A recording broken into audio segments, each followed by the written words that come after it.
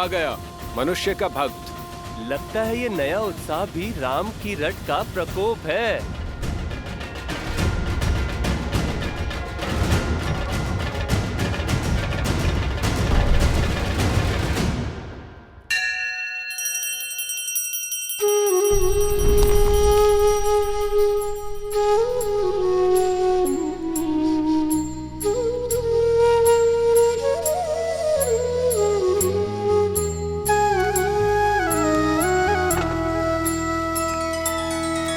श्री रामचंद्र कृपालु भजु मन हरण भव भय दारुणम। नव कंज लोचन कंज मुख कर कंज पद कंजारुणम।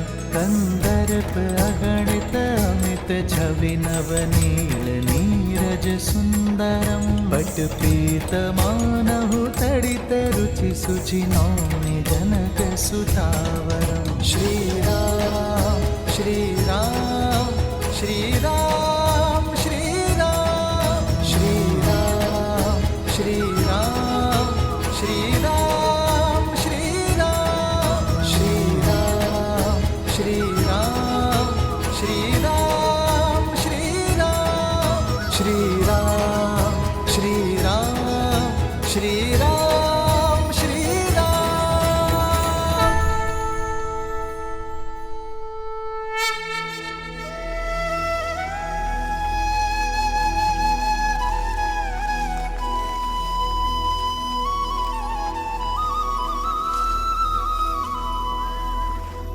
तुम्हारे प्रेम के वेग ने मुझे भी बहा दिया है भरत। तुम मुझे अयोध्या के राज सिंहासन पर बैठते देखना चाहते हो ना, तो वही सही।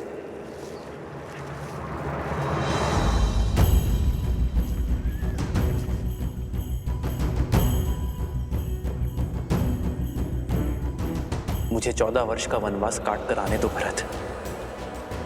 उसके बाद मैं तुमसे अयोध्या का राज सिंहासन स्वीकार कर लूंगा। तब तक अयोध्या का भार तुम्हारा हुआ मेरे भाई।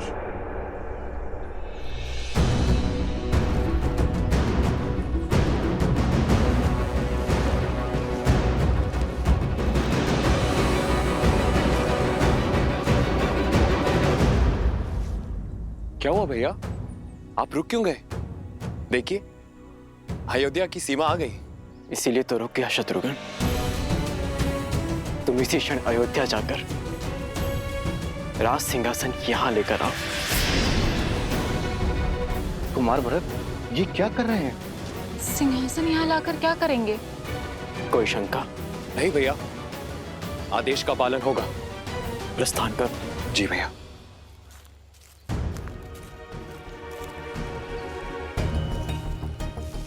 भरत, हम यहाँ क्यों खड़े हैं? अयोध्या क्यों नहीं जा रहे? अपनी माता के पापों का प्रायश्चित करने का प्रयास कर रहा हूं मैं।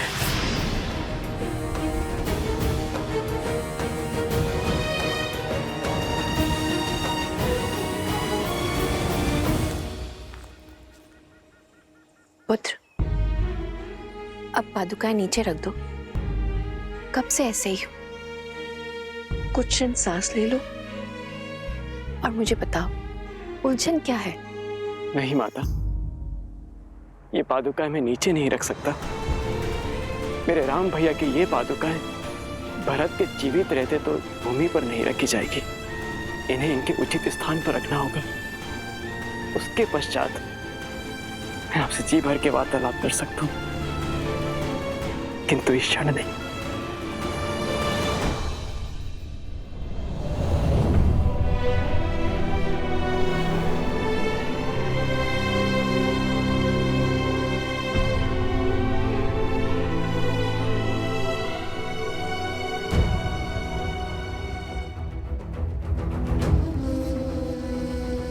भोर से रात्रि हो गई, पर कुमार भरत ज्यों के त्यों खड़े हैं। हाँ, सही कह रहे हो। ना तो श्री राम जी की पादुका नीचे रख रहे हैं और ना ही अयोध्या में प्रवेश कर रहे हैं। ना जाने क्या करने वाले हैं कुमार भरत।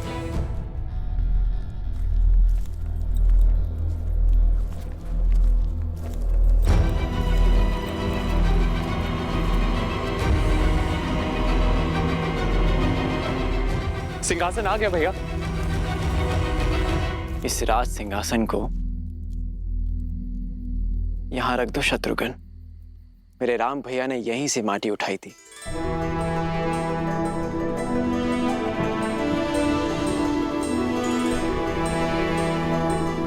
एक राजा का कर्तव्य अपने अंतिम श्वास तक अपनी प्रजा की सेवा करना होता है और अपनी अंतिम सांस छोड़ने से पहले अपनी प्रजा और सिंहासन के लिए एक सर्वश्रेष्ठ उत्तराधिकारी चुनना होता है। मेरे पिताश्री महाराज दशरथ ने इस सिंहासन के लिए सर्वश्रेष्ठ उत्तराधिकारी मेरे भैया राम को चुना है और वही सदैव अयोध्या के राजा रहेंगे। जब तक रघुनंदन श्री राम अयोध्या लौटकर नहीं आते तब तक उनकी ये पवित्र पादुकाएं इस राज सिंहासन की शोभा बढ़ाती रहेंगी।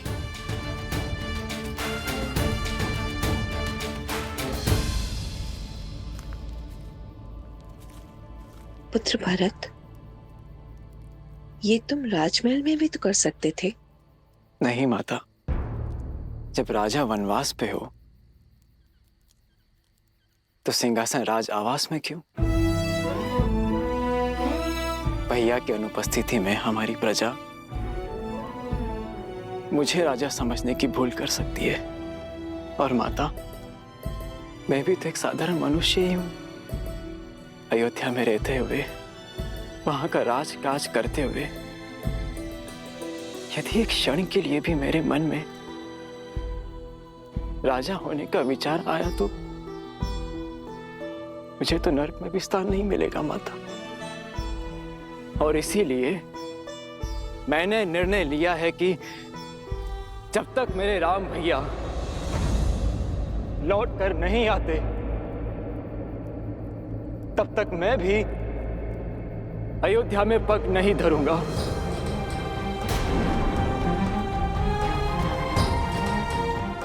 यही नंदीग्राम में रह के उनकी आज्ञा का पालन करूंगा, अपने भैया का दिया हुआ दायित्व निभाऊंगा, आप सबकी सेवा करूंगा और आप सब भी अपना कर्तव्य मत भूलिएगा।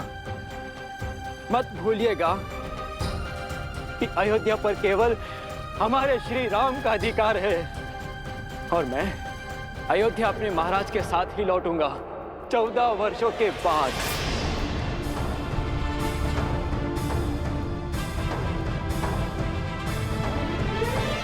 जय श्री राम, जय श्री राम, जय श्री राम, जय श्री राम, जय श्री राम, जय श्री राम।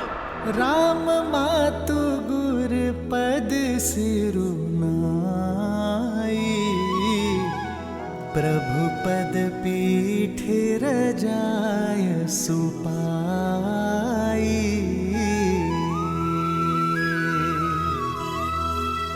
नंदी गाँव करी परन कुटीरा,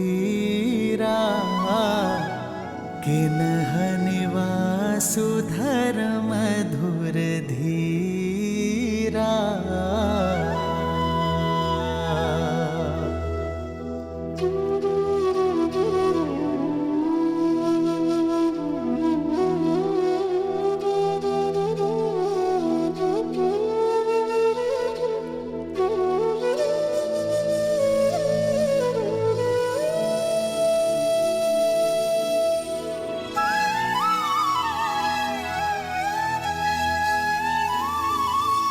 मैं यहाँ अयोध्या के बाहर नंदीग्राम में रह के राजकाज संभालूंगा और शत्रुघ्न तुम अयोध्या के अंदर रहकर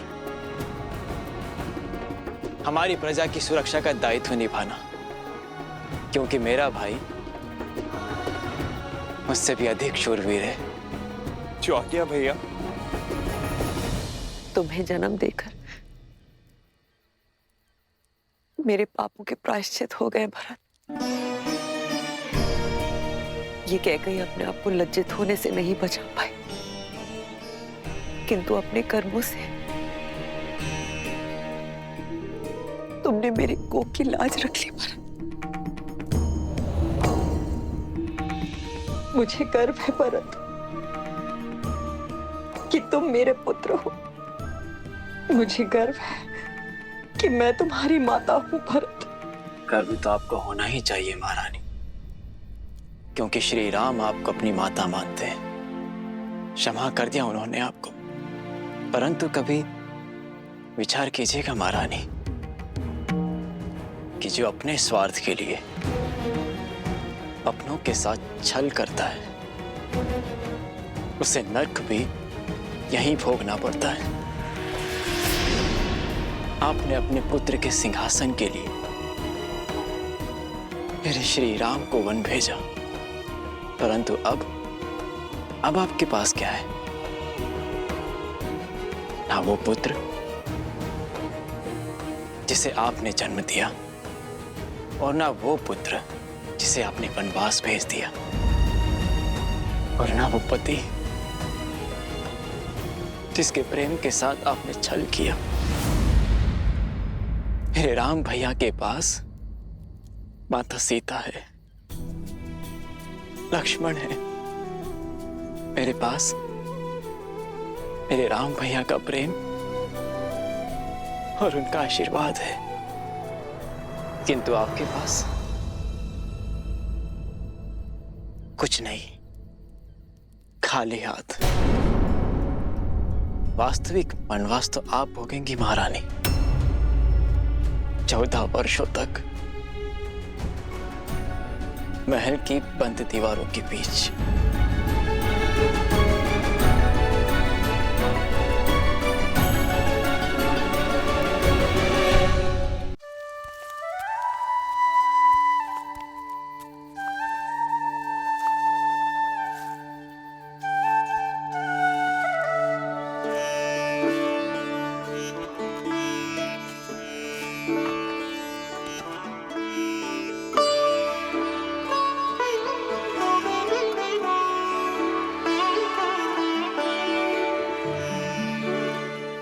लक्ष्मण भैया को देखा, बात कीजिए ना उनसे यार।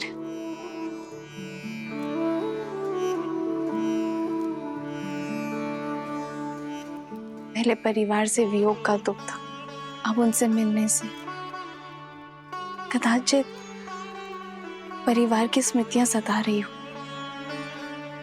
एक विचित्र ग्लानि भाव देखा मैंने भैया की आंखों में। कभी कभी भावनाएं मन के अंकुश से मुक्त होकर बहने लगती हैं सीता।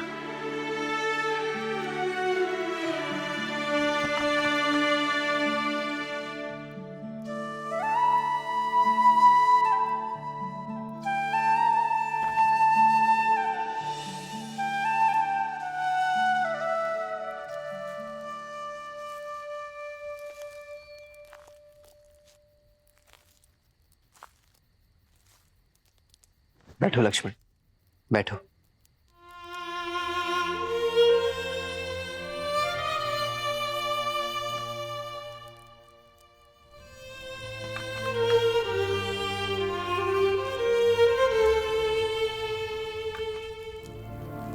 अग्नि में जितनी लकड़ियां डालते जाओगे वो उतनी ही भड़कती जाएगी लक्ष्मण।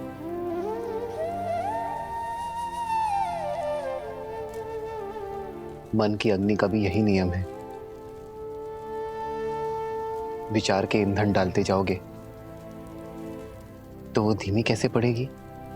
मैंने पाप किया है भैया, स्वयं को बहुत छोटा अनुभव कर रहा हूं मैं।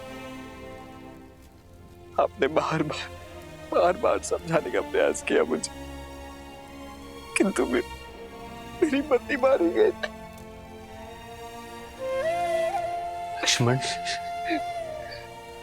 अपने प्रिय भरत भैया को नहीं, उस पवित्र आत्मा को नहीं पहचान पाया, उस पर संदेह किया मैंने भैया। स्वयं को अत्यंत मलिन कर लिया है मैंने भैया। मैं स्वयं को क्षमा नहीं कर पा रहा हूं।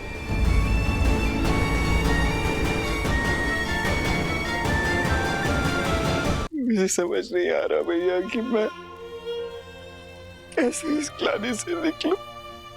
स्वयं पर इतनी कठोरता क्यों लक्ष्मण?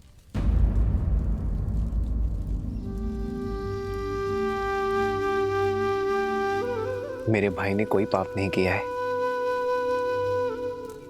तुमने भरत को हानि नहीं पहुंचाई है लक्ष्मण, बस मेरी रक्षा की है। और जिसके मन में रक्षा का भाव होता है वो मलिन हो ही नहीं सकता। ऐसी स्थिति, ऐसी परिस्थितियां ही तो हमें मनुष्य होने का आभास देती है लक्ष्मण।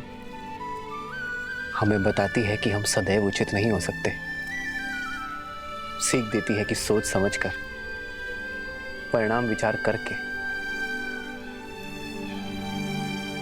शांत मन से निर्णय लेना, यही जीवन है। भैया, भैया आप बस मुझे क्षमा कर दीजिए, बस एक बार मुझे क्षमा कर दीजिए। मैं आपको आश्वासन देता हूँ कि इसके पश्चात मैं श्रेष्ठ होने का पूर्ण प्रयास करूंगा भैया। आपकी भांति बनने का पूरा प्रयास करूंगा भैया। आप बस इसी प्रकार मेरा मार्गदर्शन करते रहिए। आदेश दीजिए मुझे भैया, मैं आपके किसी आदेश का उल्लंघन नहीं करूंगा, कभी नहीं करूंगा भैया। लक्ष्मण, शांत हो जाओ। क्षमा मांगने की कोई आवश्यकता नहीं है तुम्हें लक्ष्मण। चित्रकूट रुकने का हमारा प्रयोजन सिद्ध हुआ लक्ष्मण। अब नहीं तुम्हारे मन में कोई मलिनता है और ना भरत के मन में कोई ग्लानि। अब हम निश्चिंत होकर अपना कर्तव्य पालन कर सकते हैं। हमें दंडकारण्य चलना चाहिए लक्ष्मण। तुम्हें स्मरण है ना, महर्षियों ने हमसे सहायता मांगी है। जी भैया। बस हम शीघ्र ही दंडकारण्य की ओर प्रस्थान करेंगे।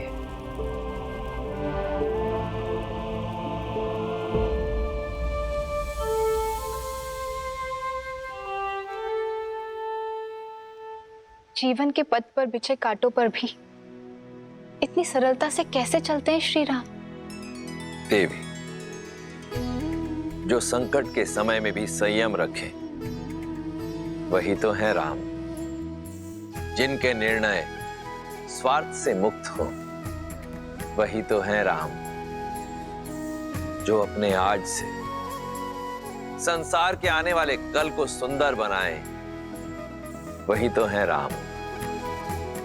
जो अपने कर्म, अपने चरित्र से मर्यादा को परिभाषित करे परंतु स्वयं फिर भी सरल रहे वही तो है मर्यादा पुरुषोत्तम श्री राम। जब मेघ अपने भीतर भरे जल का स्वार्थ छोड़ उसे भूमि पर बरसाने के लिए सज्ज हो जाए तभी तो प्रकृति खिलती है। उसी प्रकार जब जब कोई मनुष्य अपने हित की चिंता छोड़ संसार के हित के विषय में सोचेगा, अपने कर्मों और चयन को समाज के उत्थान के साथ जोड़ेगा, तब तब उस मनुष्य के चरित्र में स्वयं श्री राम के चरित्र का पदार्पण होगा। जय श्री राम। जय श्री राम।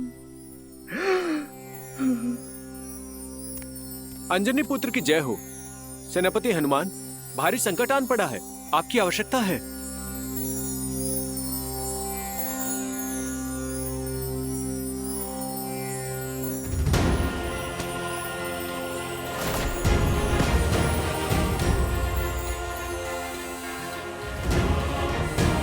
जय महावीर हनुमान।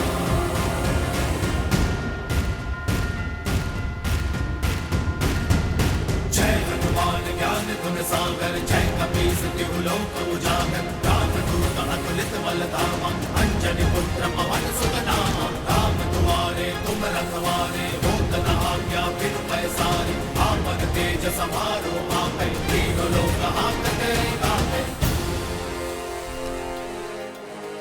प्रणाम। एक हिंसक बाघ ने वन में आतंक मचा कर रखा है। छोटे बच्चे खेलने भी नहीं जाते, बहुत भयभीत हैं वो। अब आप ही रक्षा कर सकते हैं सेनापति जी।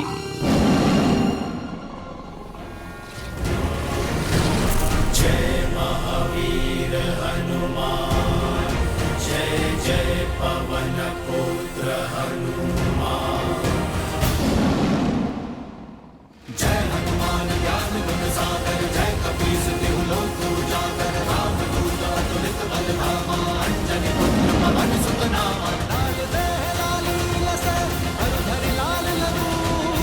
वज्र देह दानव तलत, जय जय जय कपीस। जय महावीर हनुमान, जय जय पवन पुत्र हनुमान। बजरंग बली जय श्री राम। जय श्री राम।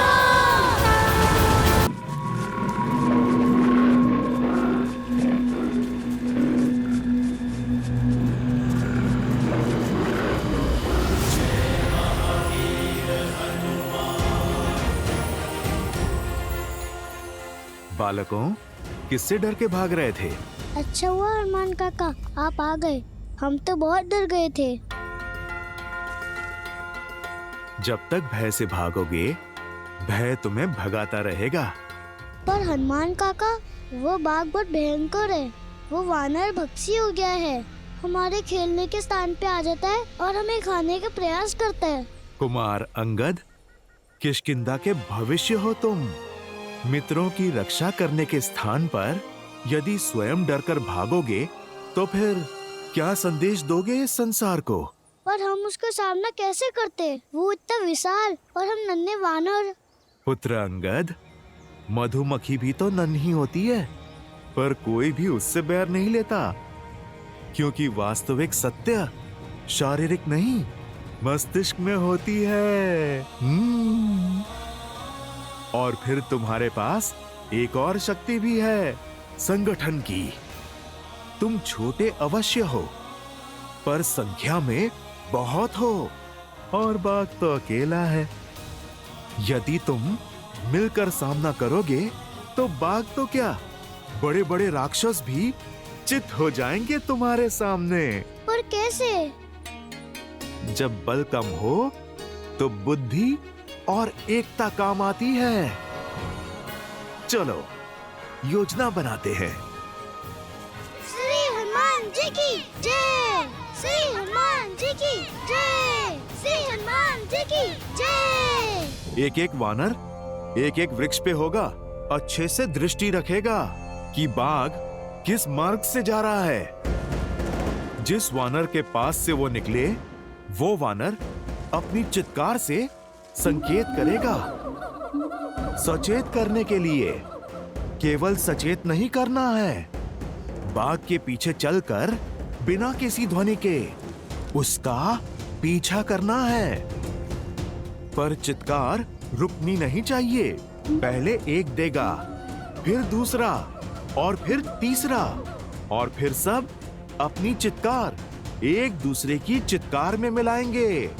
फिर जब बाघ एक रिक्त स्थान पर आ जाए, सब एक साथ चित्कार दें और फिर कूदकर उसके सामने आ जाएं।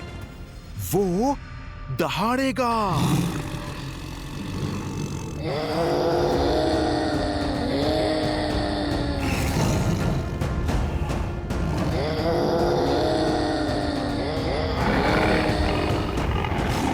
पर पुत्रों ध्यान रहे, बाघ डरा नहीं है, वो आक्रमण करने की तैयारी कर रहा है। यदि उसने आक्रमण किया तो?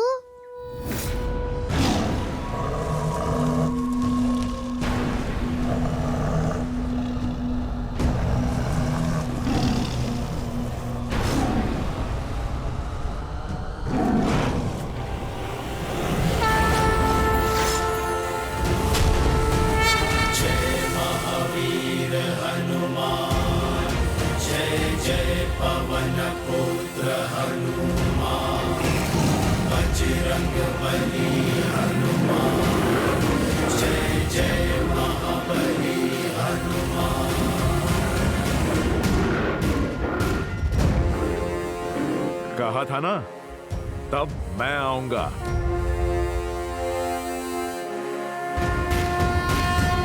जय हनुमान ज्ञान गुण सागर जय कपीस तिहु लोक उजागर रामदूत अतुलित बल धामा अंजनी पुत्र पवन सुत नामा राम दुआरे तुम रखवारे होत न आज्ञा बिनु पैसारे आपन तेज समारो आपै दीन लोक हाथ करे कापै।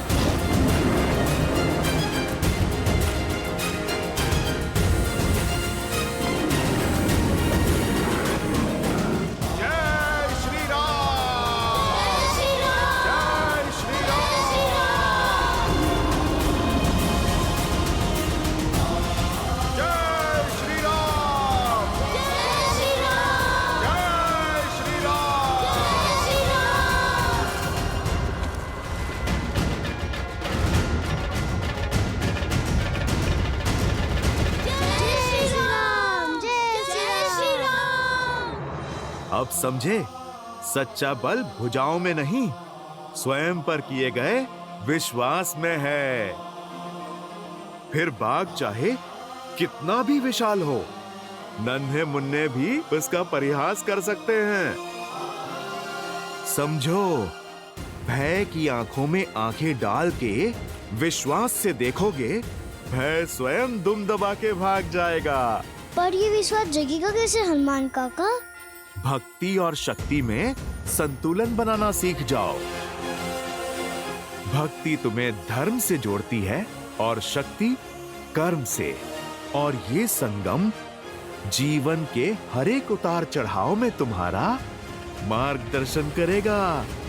तो हमें भक्ति और शक्ति दोनों का पथ दिखाइए। ठीक है, तो फिर आरंभ अखाड़े से करेंगे। तुम्हें कुश्ती कला में निपुण बनाकर शक्ति पाने के योग्य करूंगा और योग का ज्ञान सिखाकर सिद्धियां पाने का द्वार खोलूंगा।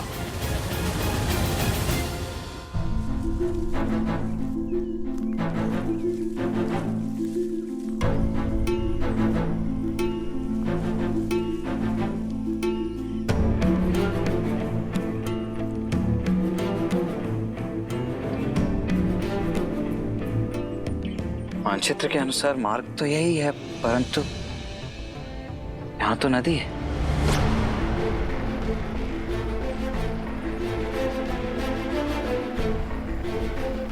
कदाचित हम मार्ग भटक गए हैं भैया।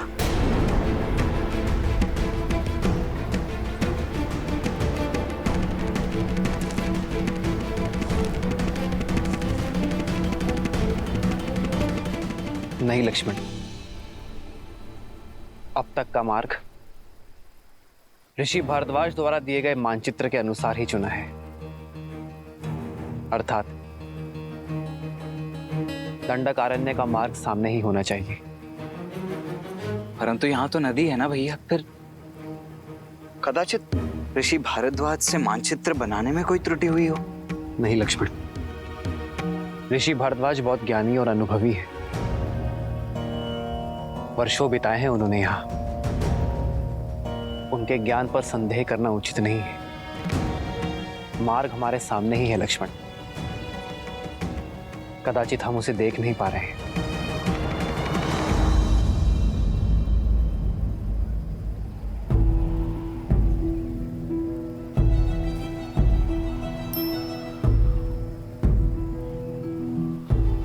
कदाचित इस वन में जैसा दिख रहा है वैसा है नहीं लक्ष्मण।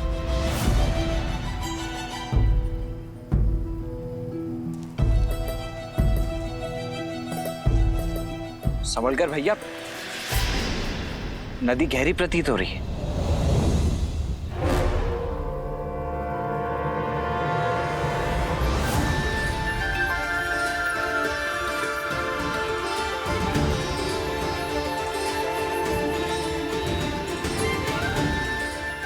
यहाँ कोई नदी नहीं है, केवल नेत्रों का भ्रम है।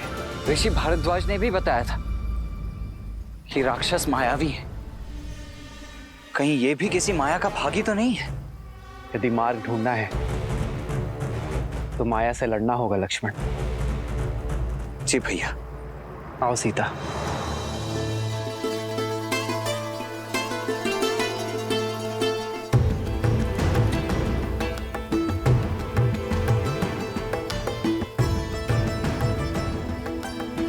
आओ लक्ष्मण।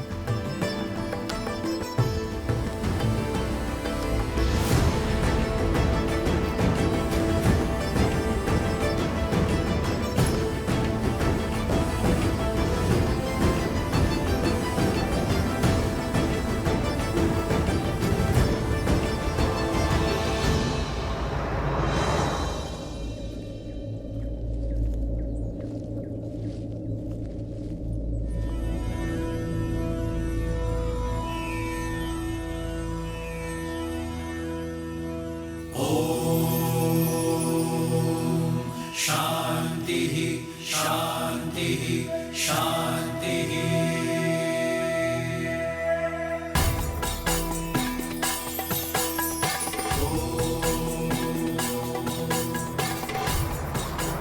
राम, तुम आ गए?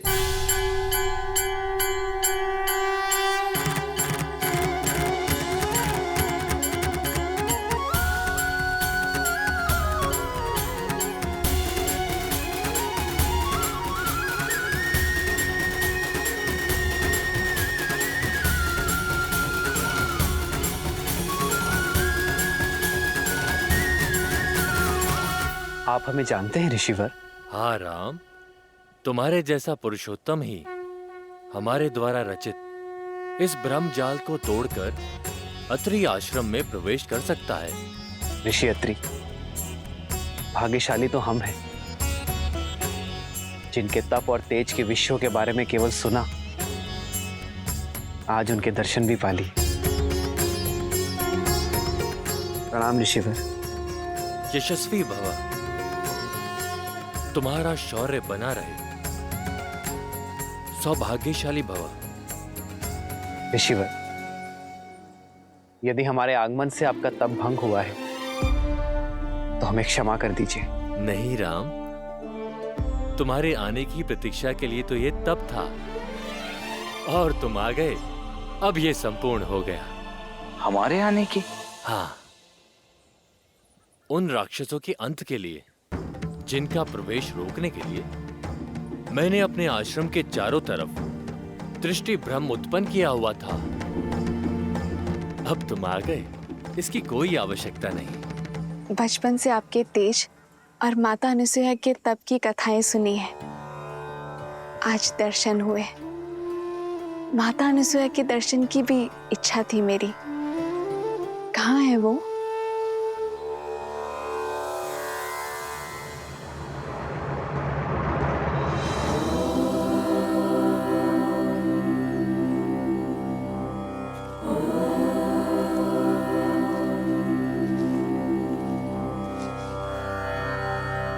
प्रणाम अनुसुईया माता।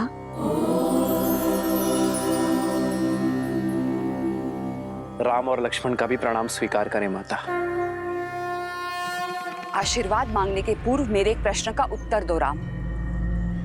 ये दंडक वन है, यहाँ पग पग पर उदंडी असुरों का वास है।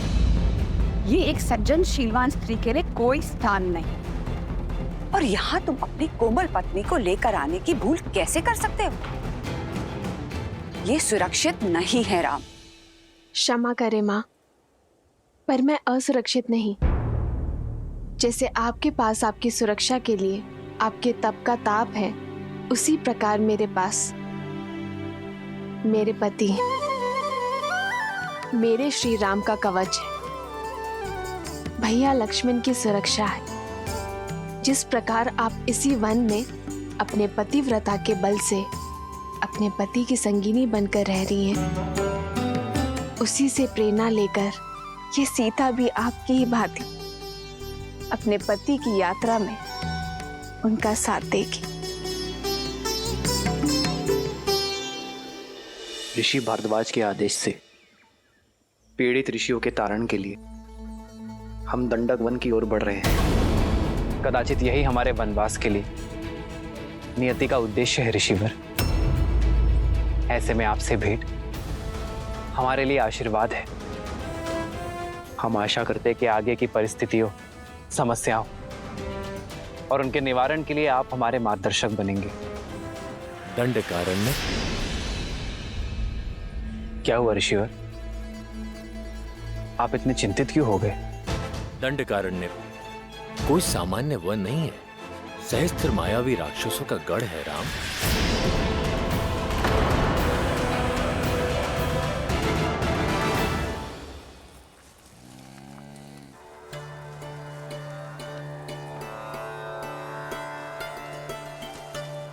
यदि अनुमति हो तो कुछ पूछूं माँ? हाँ, पूछो। आपके तपोबल के विषय में बहुत सुना है माता गार्गी से। क्या सुना है? यही कि कैसे त्रिदेव ऋषियों का भेष धरकर आपके पतिव्रत की परीक्षा लेने आए थे और कैसे आपने एक असंभव चयन किया।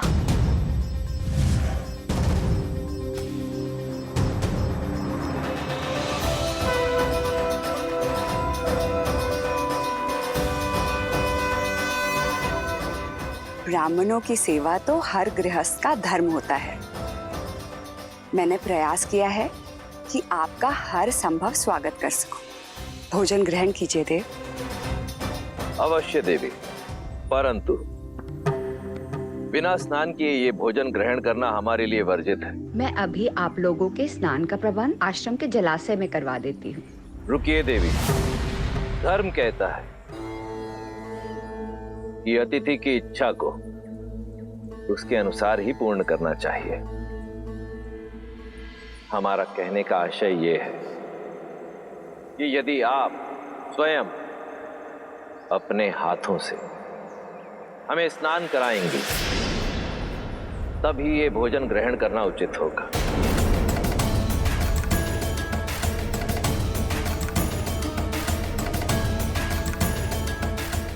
किस सोच में पड़ गई देवी? चयन आपका है।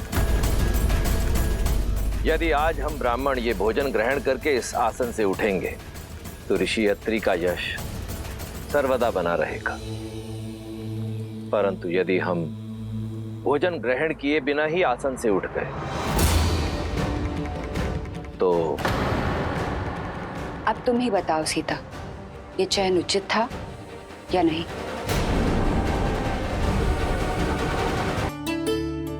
चयन कठिन अवश्य था। जिस संसार में एक स्त्री की पहचान उसका रूप और यौवन होता है, आपने अपनी बुद्धिमता और चतुराई से स्त्री की नई परिभाषा लिख दी है। एक ओर पतिव्रता धर्म था और दूसरी ओर अतिथि धर्म। एक को बचाती तो दूसरा टूट जाता। ऐसे धर्म संकट में आपने अपने तप के बल से जो किया उससे न केवल दोनों धर्म का पालन हुआ बल्कि एक स्त्री की महानता और एक नारी के बल को नया आयाम मिला।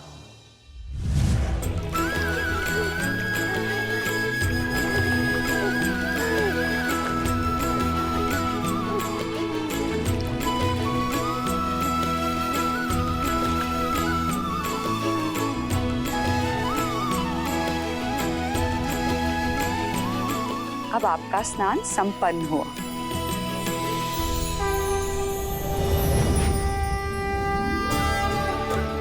प्रणाम देवी। त्रिदेवियां एक सन्यासिन के घर, मैं धन्य हुई।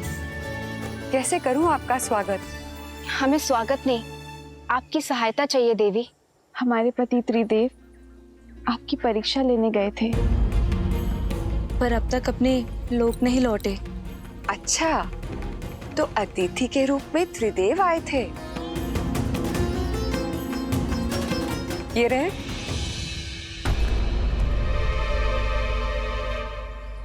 अपना अपना चुन लो।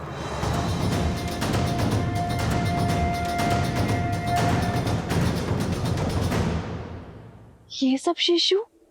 हाँ, इन सब का आग्रह था कि मैं भोजन के पूर्व इन्हें अपने हाथों से स्नान कराऊं। मेरे पास और कोई विकल्प नहीं था, तो मैंने इन्हें शिशु में बदल के अपना धर्म पूर्ण किया। महान है आप और आपका पतिव्रता धर्म। कृपया हमारे पतियों को त्रिदेव बनाकर हमें पुनः लौटा दीजिए।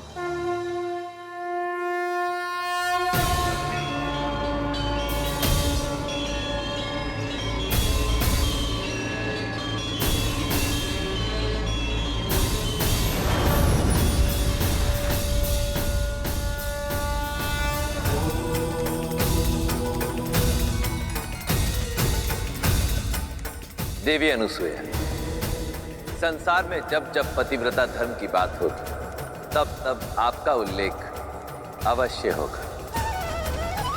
धन्य है आपका तप, आपका बल और आपका धर्म। और धन्य है हम माता कि हम जो जन्मे नहीं, उन्हें आपके रूप में माता का प्रेम और स्नेह मिला।